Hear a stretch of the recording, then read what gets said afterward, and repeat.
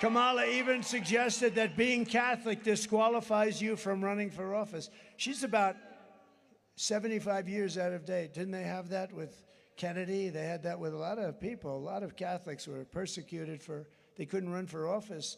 And now she's going to start that whole thing up again. The woman is a disaster. And ready? I shouldn't say this about an opponent, but I have to. Because you know what? We can't take a chance on her. She's dumb as a rock. She's dumb as a rock. Did you see where her teleprompter went off last week? Two weeks ago, she's like, 32. And now the teleprompter freezes. Happens all the time.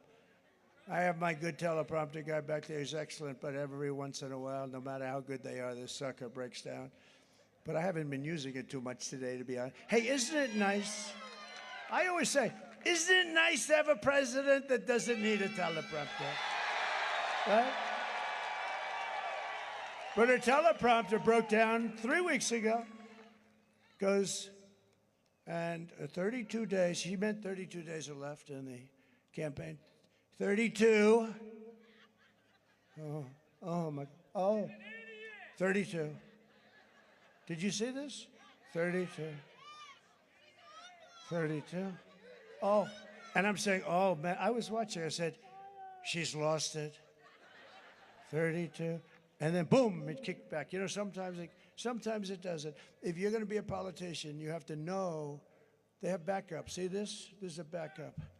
But, you know, if you have to use that backup, you're in big trouble because, oh, it broke. Now you got to find the page.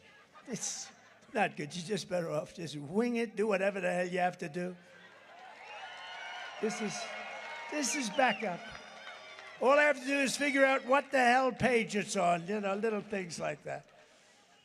No, if you're a politician, if you want to run for office, I have a friend, he wanted to, a very smart guy, very successful guy, made a lot of money and all. He saw what I'd done. He wants to run for the Senate.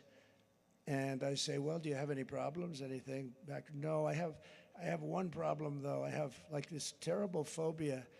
I'm afraid to speak in front of people. I said, let me give you a little suggestion. Don't waste your time. Can you imagine that? He had a problem, little phobia about speaking in front of people. That would not be good. So he was actually hoping for small groups instead of large groups. Hey, do we have large groups? Oh, look at this group. If the fake news would show it, it would be so. They never show it. And you know, we do the videos a little bit for the great crowds, because when we have a good crowd like in New Mexico, that stuff is expensive to put up, right? But when we have a good crowd, we put it up. They never show it. A friend of mine on television loves to watch the rallies. He says, but the one problem is whenever they go for a clip, you saw a clip just now. It was a sad clip. Jocelyn, it was a sad clip. But you saw that.